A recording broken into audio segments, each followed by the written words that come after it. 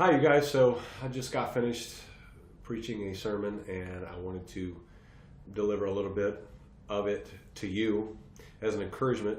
What the Bible says in John chapter 10, verse 10, that the thief has come to steal, kill, and destroy.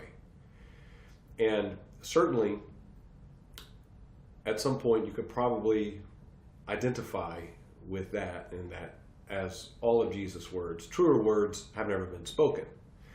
The thief has come to steal, kill, and destroy, and we can see evidence of that in our world, among our friends and family, perhaps even in our own lives, as we have had things taken from us. And Jesus, of course, here is referring to Satan and his devices that look to steal the best of us away. In the Garden of Eden, the serpent basically was a thief that stole and deceived the best away from Adam and Eve. Ever since that time, we also have this thief to contend with, as Jesus remarked in John 10:10. Now, the thing about it is, the thief will steal things like our innocence. He will look to steal our marriages. He will look to steal our peace of mind, look to steal our financial well-being, possibly. He'll look to steal our ministry, our relationship with God. Basically, Satan, the thief, wants to steal from us to the point where we're ruined and we're despairing of life and we're disconnected from God and we've lost our faith. And we see that so much in our world, people who are just living in such despair because of what has been taken from them. I teach in school and also as a minister, I'm privy to so many just harrowing accounts of things being stolen from little children who are innocent.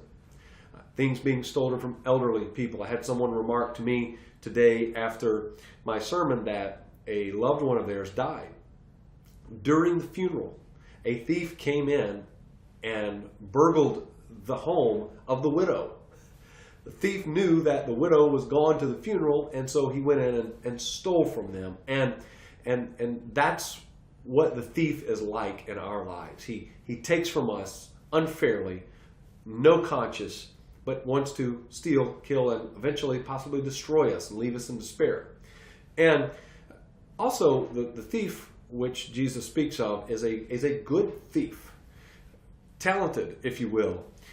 He will case the joint. He will look to see, find our vulnerabilities and print out a schematic of our lives, if you will, and look to see which parts of our lives are guarded, but which parts are unguarded.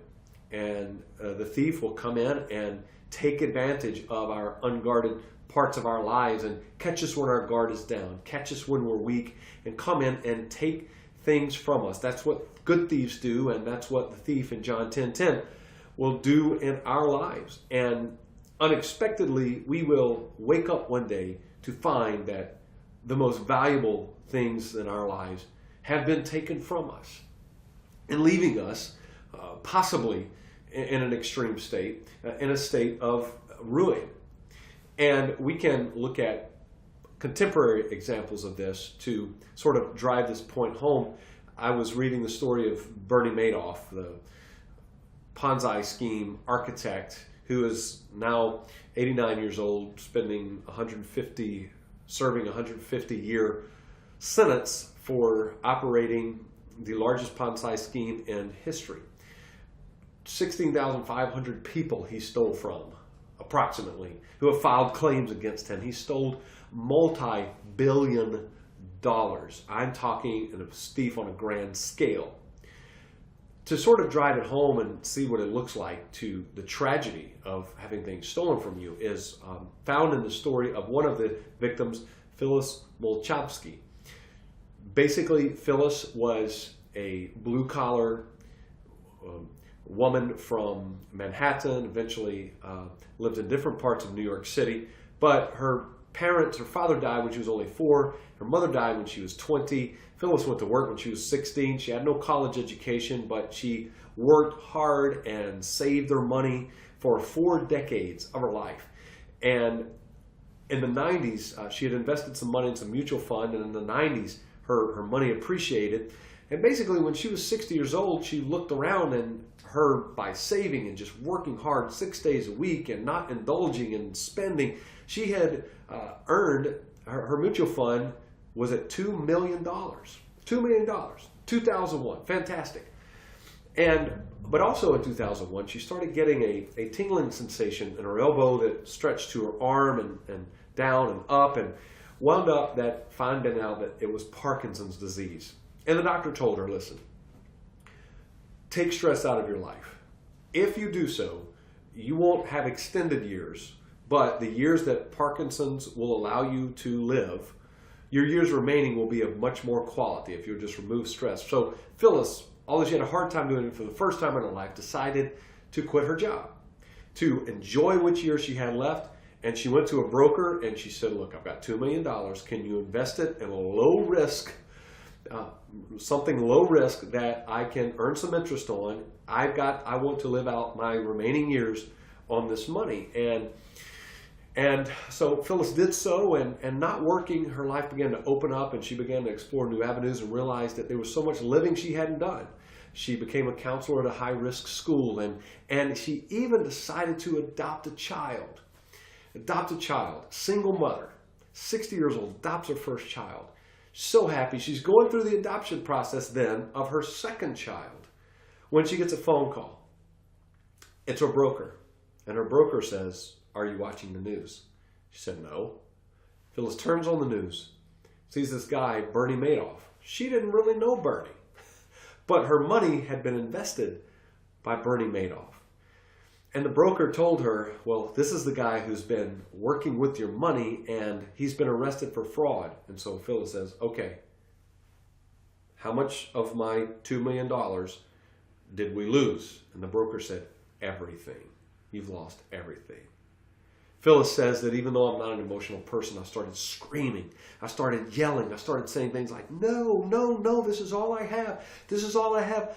I've got an adoption to pay for. I've got 2 kids to raise on my own. And she found herself basically hugging herself in her bedroom saying, I have nothing, I have nothing, I have nothing.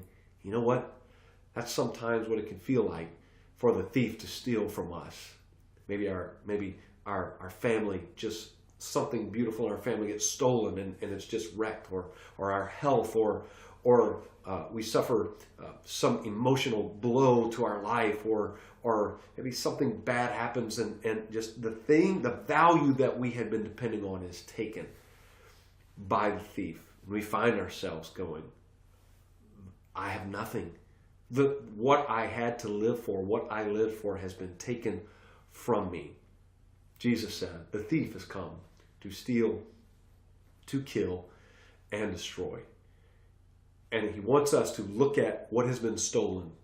And he wants us to say, I'll never get it back. I'll never live the life that I once knew. The dreams I had will never come to pass. This divorce is going to ruin me. This fracture in my family is going to ruin me. I can't get past this. And a lot of people, this is where despair comes in. And despair is a killer. We feel as if we have nothing to live for. Then comes the ways of dealing with it that are not healthy. The self-medication, the substance abuse, the anger, so on and so forth. Mental illnesses that are circumstantial related, depression and anxiety that come maybe not from being born with those things but come from the circumstances of life, and we find ourselves just really at the bottom. And you know what? That's where the thief wants us to stay. And if it had not been for John, the second part of John 10:10, perhaps that's where we would have to stay. The first part of John 10:10, Jesus said, the thief has come to steal, to kill, and destroy. But what I preach today and what I want to relay to you is the second half of John chapter 10 and verse 10 says, I have come, Jesus, I have come that you might have life and life more abundantly. And what the thief has taken from us, though it may have been at a great cost, Jesus Christ, through Jesus Christ, he is able to restore abundance in our lives. The marriage we thought, the divorce we thought we couldn't get past, the emotional baggage we thought we couldn't get past, the whatever has been stolen from you that you thought would not be restored. There is resource in Jesus Christ to restore those things. I'm not talking about a magic pill. I'm not talking about some fantasy that is just too easy to believe, that too good to be true. But I'm talking about true redemption and true restoration of your lives and what has been stolen. That's the great hope of Christianity. That is why Jesus suffered and bled and died, for our redemption, to restore the things that have been taken from us. So what has been stolen from you today? You might be overwhelmed with the guilt that, you know what, I should have had my guard up. I should not have allowed Satan to come in and steal my relationship with God. I should not have allowed the thief to come in and steal my marriage or my relationship with my children or my just my peace of mind, and I should not have gotten myself into this. And that's the way the thief wants you to keep thinking. But John 10:10, Jesus came to this earth to reverse your thinking and say, I know the thief came to steal, kill, and destroy. But I have come that you might have that restored. You might have life and life more abundantly. And whatever has been stolen from you, I promise you, as a personal witness and as a minister who has seen this over and over again, that those who can come to Jesus and say, I don't deserve it, I've had things stolen from me, can you help me?